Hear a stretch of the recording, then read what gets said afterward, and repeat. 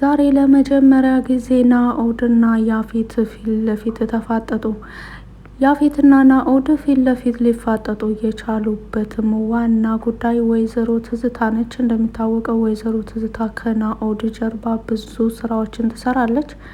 እሱን አስመልክቶ ነው እንግዲህ ሁለታቸው በዚህ መልኩ ሊሆኑ የቻሉት። ሰላም ሰላም፣ ውድና የተከበራችሁ የለዛ ሚዲያ ቤተሰቦች፣ ለቻናሉ አዲስ ከሆናችሁ ሰብስክራይብ በማድረግ እንደዚሁም ቪዲዮን በላይክ መጀመር አትርሱ።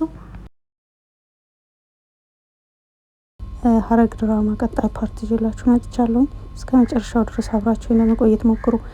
እንደሚታወቀው ዳጊና ጽዮን አቤልን ወጥመድ ውስጥ ለማስገባት አብረው መስራት ከጀመሩ አላደር ብለዋል። በተለያየ ጊዜ እየተደበቁ ዳጊም ከቤተሰቦቹ እየተደበቀ ጽዮንም ከወንድሟ እና ከነሉሊት እየተደበቀች ይህንን ነገር ለማሳካት እቅድ ከያዙ ቆይተዋል። አሁን እንግዲህ የመጨረሻ ፓርት የሚሉትን ልጅቷን የሚያገኙበትን ጊዜ እየተጠባበቁ ባለበት ወቅት በወቅቱ ስልክ አላነሳችም ስለነበረ በጣም ተጨናንቀው ነበረ። ነገር ግን ከደቂቃዎች በኋላ ስልክ በማንሳት እየመጣው ነው ብላቸው ወደ እነሱ ወዳሉበት ቦታ ለመሄድ ትችላለች። እንግዲህ ልጅቱን ሲያገኟት እያንዳንዱ እቅዳቸውን ምንም ስህተት በአሁኑ ላይ ምንም ስህተት አያስፈልግም፣ ይሄ ነገር ካልተሳካልን በጣም ችግር ላይ ነው የምንወድቀው፣ አንቺም በጥንቃቄ ስራሽን ለመስራት ሞክሪ፣ የማታስቢው ችግር ውስጥ ላይ ነው የምትወድቂው ይሄ ነገር ከተበላሸብሽ በማለት እንግዲህ ጽዮን ልጅቱን ያስጠነቀቀቻት ነበረ። ልጅቱም ቀደም ሲል ዳጊ ነግሯት ስለነበር ስለ ሁሉም ነገር ልጅቱን በጽዮን ንግግር ተስማምታለች። ነገር ግን ሶስታቸው ዳጊ፣ ይቺ አዲስቷ ልጅና እንደዚሁም ጽዮን ሶስት ሆነው አቤልን በምን መልኩ ማጥመድ እንዳለባቸው እያንዳንዱ እያስጠነቀቀቻቸው ጽዮን እየነገረቻቸው ሁላቸውም ሶስታቸውም እየተመካከሩ ባለበት ወቅት ከጽዮን በስተጀርባ በኩል ነበር ቢኒያም የመጣው። ቢኒያምም ወደ እነሱ ቀስ እያለ ነበር የተጠጋውና ዳጊ ደግሞ እንዳጋጣሚ ከርቀት ቢያየውም ነገር ግን ጽዮን ንግግርሽን አቋርጭ ለማለት በጭራሽ እድሉን አላገኝም ነበረ። ምክንያቱም ቢኒያም ሲመጣ ጀምሮ ፊት ለፊት እነሱን ብቻ እየተመለከተ ነበረ ወደ እነሱ የቀረበው። ጽዮን ግን የፊቷ አቅጣጫ ወደ ቢኒያም ስላልሆነ ቢኒያም ከጀርባው በኩል ስለሆነ የመጣው በጭራሽ እነሱ ጋር ቀርቦ እያንዳንዱ የምትነጋገረውን ነገር ሁሉ ለማዳመጥ ችሏል ማለት ነው። ይሄን ነገር እንግዲህ ካሁን በፊት ቢኒያም ዳጊን ብዙ ጊዜ ጠይቆታል። ምን አይነት ችግር ውስጥ እየገባ ነው ያለው? የት ነው እየሄድክ ያለው? የት ነው? ለምንድን ነው የምታመሸው? እንደዚሁም ወይዘሮ ገነት ለምንድን ነው ይሄን አለባበስ የምትለብሰው? በማለት ብዙ ጊዜ ከመሸ ሰዓት ካለፈ በኋላ ነበርና እየወጡ ጽዮንና ዳጊ አንዳንድ ነገሮችን የሚመካከሩት። በወቅቱ ጽዮንም የተለየ አለባበስ ዳጊም የተለየ አለባበስ ለብሰው ነበረ ወደ እዛ ቦታ የሚሄዱትና ባለፈው ወይዘሮ ገነት ዳጊን ይዛው ነበረ። ልጄ ከመቼ ወደዚህ ነው እንደዚህ አይነት አለባበስ የለበስከው? ይሄን አለባበስ ለብሰህ የት ነው እየሄድክ ያለኸው? በማለትም ብትጠይቀው ዳጊ በወቅቱ የመለሰላት እማዬ ባለፈው እኮ ቢኒያምን ያጠቁት ሰዎች እኔንም እንዳያጠቁኝ እኔንም እንዳያውቁኝ በማለት ራሴን እየደበቅኩ ነው በማለት ነበረ ለእናቱ ለወይዘሮ ገነት የነገራት። ወይዘሮ ገነትም ይሄንን ነገር ተቀብላ የኔ ልጅ እኮ በጣም ብልጥ ሆኗል፣ ጎሽ ከመቼ ወደዚህ ነው ግን እንደዚህ የተስተካከልከው? በማለት አመስግናው ነበረ። ነገር ግን እውነታው ሌላ ነው።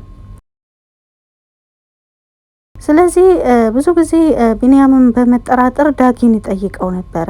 የሆነ የጀመርከው ነገር አለ እንዴ? እኔ የማላውቀው ነገር አለ እንዴ? እባክህ ችግር ውስጥ እንዳትገባ በማለት ዳጊን ይጠይቀው ነበረ። ቢኒያም ከአቤል አግቶት ነበረና ከዛ ከተመለሰ ወደዚህ በዳጊ ጉዳይ በጣም በጥብቅ ይከታተለው ነበረና ነገር ግን ዳጊ ከቤት ለመውጣት ሲፈልግ ቢኒያም እንዳያገኘው ቢንያምን ጽዮን እሷ ጋር እንዲቆይ እያደረገች ጭምር ሁሉ ቤት ማንም እንዳያውቅበት ማንም እንዳይነቃበት በቻሉት አቅም ጽዮንና ዳጊ በይሄን ጉዳይ በራሳቸው መንገድ ነበረ ማሳካት የፈለጉት። ዛሬ ግን ይሄ ነገር የተሳካላቸው አይመስለኝም። ምክንያቱም እንግዲህ ቢንያም ገብቶ የሚያወሩትን ለማዳመጥ ችሏል። በዚህ ነገር ላይ እንግዲህ አቤል ምን ብሎ መመለስ እንዳለበት ሁሉ እያሰበ ነው ያለው። የሚገርመው ነገር እንግዲህ አቤልም ወደነ ኤፍራታ ቤት ገብቷል። ወደነ ኤፍራታ ቤት ከገባም ወደዚህ በተለይ ያፌት በጭራሽ የአቤልን ከነሱ ጋር መኖር ፈጽሞ አልወደደውም። እየተግባቡም አይደለም። በተለያየ ጊዜ ሲገናኙ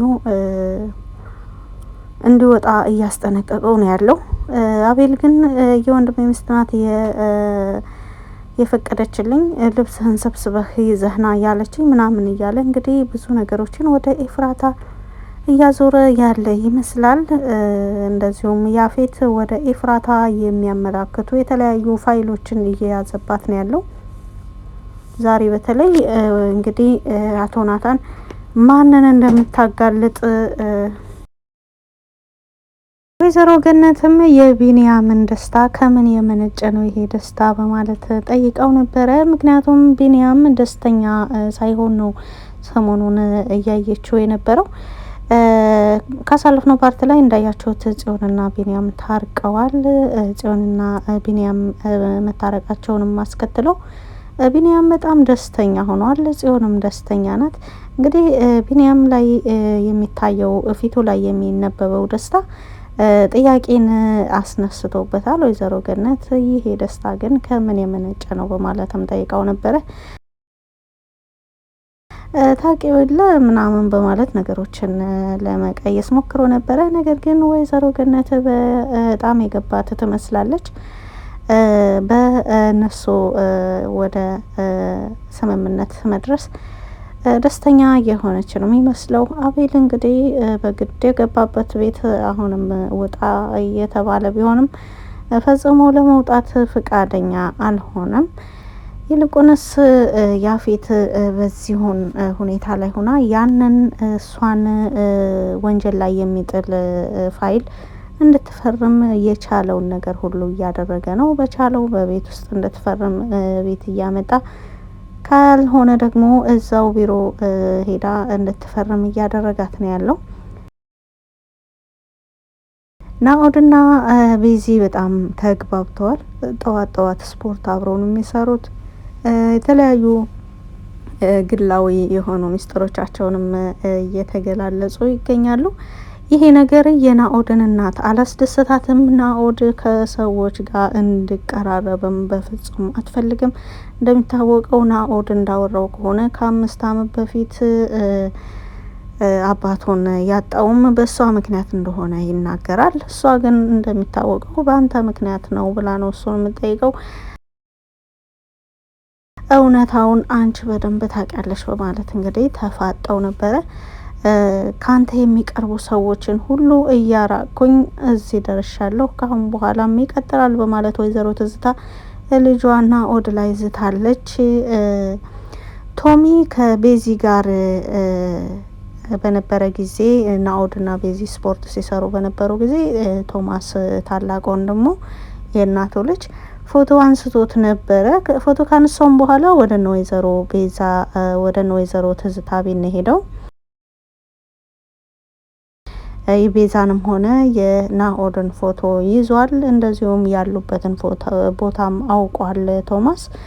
ነገር ግን ወደ ወይዘሮ ትዝታ ቤት ሄዶ የነገራት ነገር ቢኖር ምንድነው ልጅሽን ወንድሜን እዛ አገኘሁት ስፖርት እየሰራ በማለት ነበር የነገራት። ብቻውን ነው በዚህን ሰዓት ምናምን ብላ ስትጠይቅ ከሆነች ልጅ ጋር ነው በማለት ነበር የነገራት። ወይዘሮ ትዝታ በወቅቱ የመለሰችለት የጠየቀችው ነገር ምንድነው ፎቶ አንስታችሁታል ወይ?